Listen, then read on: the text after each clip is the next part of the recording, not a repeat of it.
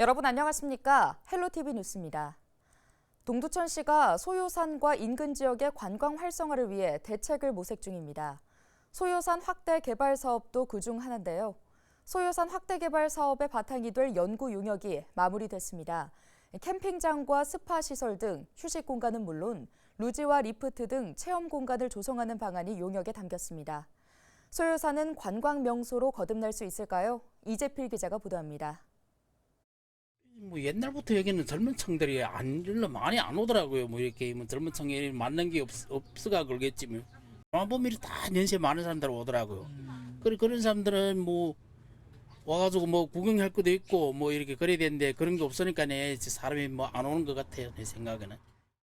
문화적인 행사 같은 걸 많이 했으면 좋겠고, 요즘 여기는 나이 드신 분들이 많으니까 젊은 층도 올 수 있는 그런 것들을 많이 만들어가지고 사람이 안 오면은 그런 게 없으니까 많은 사람들 올 수 있게끔 하는 콘텐츠 행사 같은 거 많이 열면은 더 많이 활성화되지 않을까.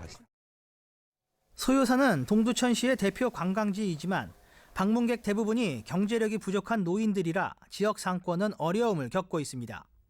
동두천시는 이런 문제 해결을 위해 소요산 확대 개발 사업을 추진 중입니다.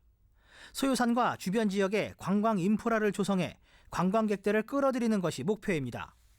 최근 마무리된 소요산 확대 개발 사업 기본계획 수립 용역에는 다양한 관광 인프라들이 담겼습니다. 우선 현재 방치되고 있는 브랜드 6타운 건물은 스파 시설로 탈바꿈하고 소요산 유원지에는 캠핑장을 조성합니다. 별앤숲 테마파크에는 야간 조명을 활용한 전시 공간을 배치하고 적환장과 부켓을 이뤄내는 파크골프장과 아이스링크장 등 스포츠 공간이 자리합니다. 역사공원 일대에는 천문대 VR 체험시설과 유리돔 국화재배원, 모노레일 등이 설치되고 체육공원에는 리프트와 루지 등 체험 공간이 마련됐습니다. 동두천시는 용역 결과를 바탕으로 소요산 확대 개발 사업 기본 계획을 수립할 방침입니다.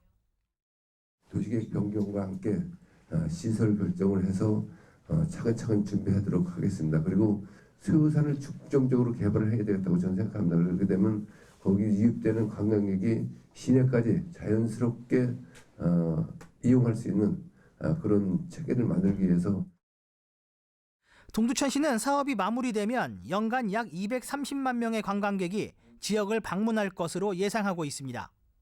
헬로티비 뉴스 이재필입니다. 포천시가 드론 작전 사령부와 기회발전특구 유치 및 첨단 국방 드론 방위 산업 육성 방안에 대해 논의했다고 16일 밝혔습니다. 논의 자리에는 백영현 포천시장과 이보영 드론 작전 사령관이 참석했는데요. 백 시장은 첨단 국방 드론 방위 산업 육성에 대한 드론 작전 사령부의 협력을 요청했고, 이 사령관은 드론 작전 사령부에서 추진 중인 민관군 드론 공동개발센터 추진 사업에 대한 포천시의 지원을 건의했습니다. 한편 포천시와 드론 작전 사령부는 오는 2월 1일 드론 분야 업무 협력을 위한 공동 양해각서를 체결할 예정입니다. 양주시가 국제 스피드 스케이트장 유치를 위한 릴레이 캠페인에 돌입했습니다. 강수현 양주시장과 양주시 의원, 지역 주민 등 약 60명은 지난 15일 화천 3동 주민센터에서 국제 스피드 스케이트장 유치에 대한 결의를 다졌는데요. 양주시는 이번 회천 3동을 시작으로 각 읍면동도 릴레이 응원전에 동참할 것으로 예상했습니다. 한편 대한체육회는 이르면 오는 4월 현지 실사를 거쳐 국제 스피드 스케이트장 건립 부지를 최종 선정할 계획입니다. 의정부시가 2050 탄소 중립 실현을 위해 탄소 중립 실천 운동을 추진합니다.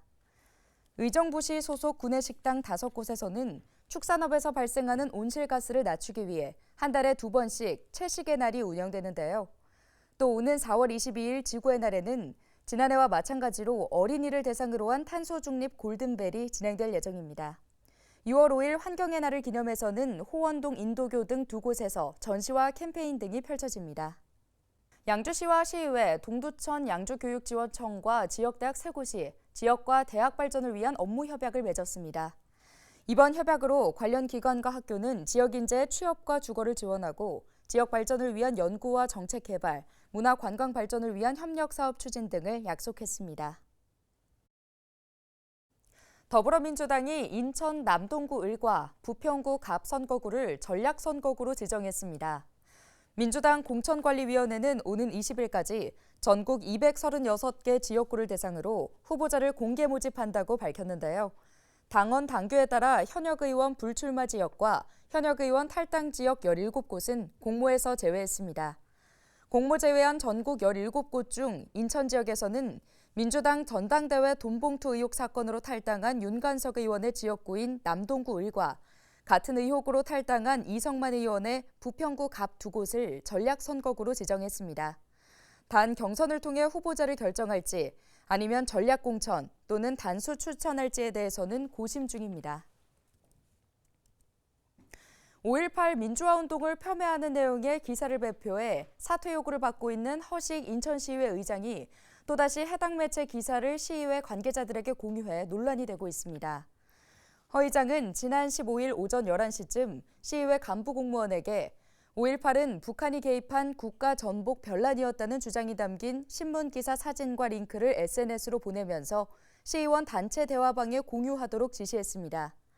해당 기사에는 국민의힘 한동훈 비상대책위원장을 비판하는 내용도 포함됐습니다. 지시를 받은 공무원은 시의원 40명과 간부 공무원 등 모두 65명이 참여하고 있는 단체 대화방에 이를 공유했습니다.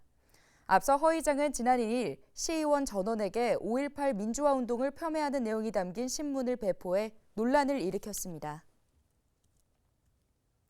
불안한 전세 시장 때문에 연립과 다세대 주택의 월세 전환이 늘고 있습니다. 전세 시장에서 아파트와 빌라 간 양극화가 더 심화되는 양상입니다. 이관성 기자가 보도합니다. 금리가 오르고 부동산 거래가 얼어붙었던 2022년 인천 지역 아파트의 전월세 전환율은 6개월 만에 4%대에서 6%대로 크게 올랐습니다. 다행히 2023년 금리 상승이 안정되면서 인천 아파트 전월세 전환율은 다시 예전 모습을 되찾아가고 있습니다. 하지만 역전세와 전세 사기 피해가 컸던 연립과 다세대 주택의 월세 전환 상승 곡선은 멈추지 않고 있습니다. 지난 2022년 6월 6%대 초반이던 인천 지역 연립과 다세대 주택의 전월세 전환율은 2023년 7%대에 진입했고 연말 7%대 중반까지 올랐습니다. 보증금을 돌려받지 못할 수 있다는 걱정 때문에 세입자들이 월세로 돌아서고 있는 것입니다. 피해자들이 속출하고 있고 뭐 이런 것들이 자꾸 매스컴에서 들리고 큰 돈이잖아요. 보증금이 전세 보증금은. 근데 월세 보증금은 작으니까 그래도 그 작은 쪽으로 선호하게 되는 거고. 연립과 다세대 주택의 월세 전환율은 서울보다 경기 인천 지역에서 더 높습니다. 지난 2022년 6월부터 2023년 11월 사이 서울 지역 연립 다세대 주택의 전월세 전환율은 4%대에 머물고 있고 경기 인천 지역은 7%를 넘어선 상황입니다.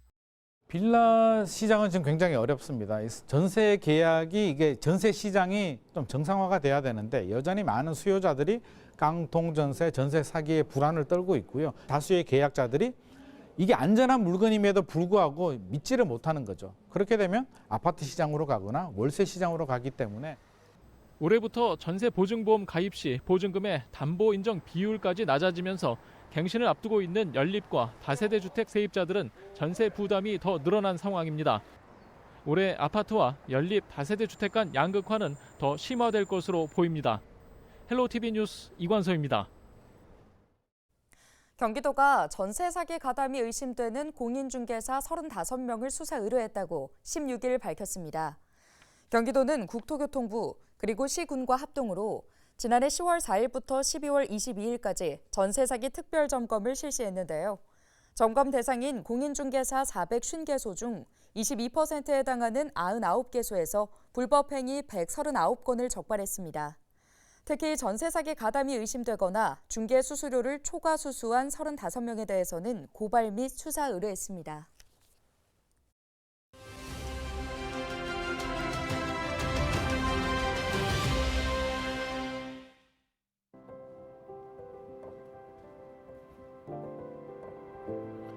정부가 올해 설에도 고속도로 통행료를 면제하고 고속철도 역귀성 승차권을 할인합니다. 정부는 16일 정부 서울청사에서 비상경제장관 회의를 열고 이 같은 내용을 담은 설 민생 안정대책을 발표했습니다. 고속도로 통행료 면제는 2월 9일 오전 0시부터 12일 자정까지 잠시라도 고속도로를 이용한 경우 적용됩니다. 또한 설 연휴 기간 KTX와 SRT를 타고 역비성하는 경우 최대 30% 할인하며 가족 동반석도 요금을 할인해 줍니다. 정부는 버스와 열차 증편 운행, 갓길 차로 임시 운행, 임시 화장실 설치, 차량 무상 점검 등 특별 교통 대책을 통해 교통량 분산과 편의를 높일 계획입니다. 24시간 의료 대응 체계도 마련했습니다. 권역별 질병 대응센터와 시군구 합동 전담 대응팀, 시도 전담 대응팀 등을 상시 운영하고 한랭 질환 감시 체계를 가동합니다.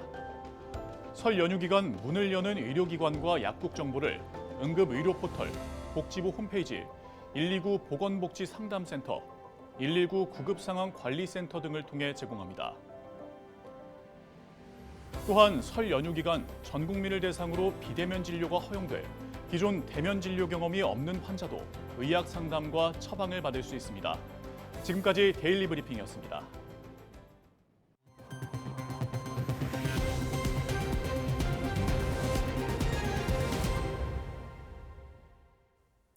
경기도가 지난해 사후관리조사원을 통해 355억 원의 지방세를 징수했다고 16일 밝혔습니다.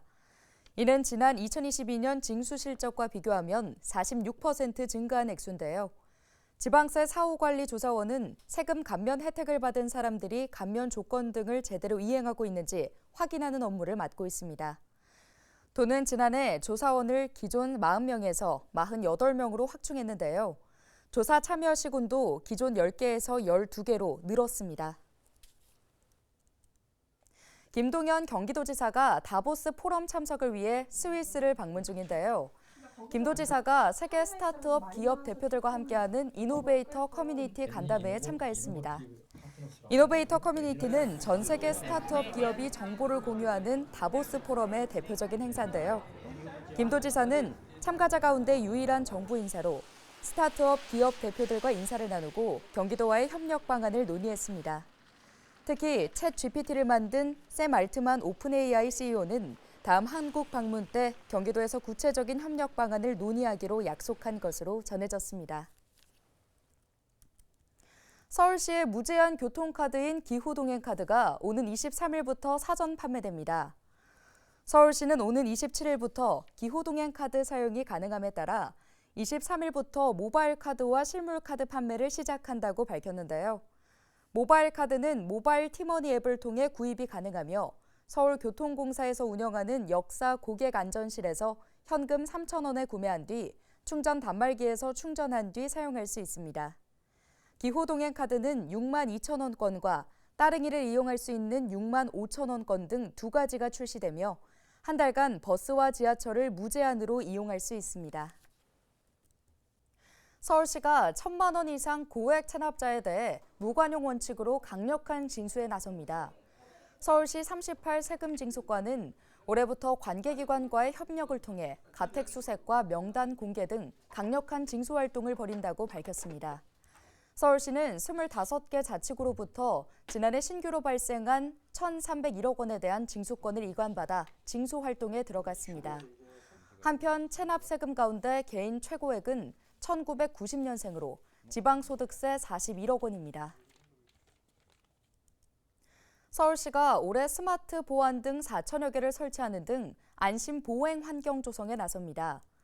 서울시는 지난해 주거 안심구역 등 취약지역에 스마트 보안 등 만여 개를 설치한 데에 이어 올해 4,500개를 추가로 설치할 계획인데요.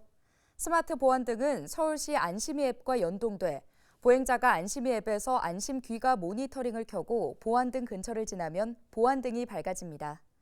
또 긴급 상황이 발생했을 때 안심이 앱 긴급 신고 메뉴를 누르거나 스마트폰을 흔들면 보안등이 계속 깜빡거려 긴급 상황을 주변에 알릴 수 있습니다. 오늘 준비한 소식은 여기까지입니다. 함께해 주신 여러분 고맙습니다.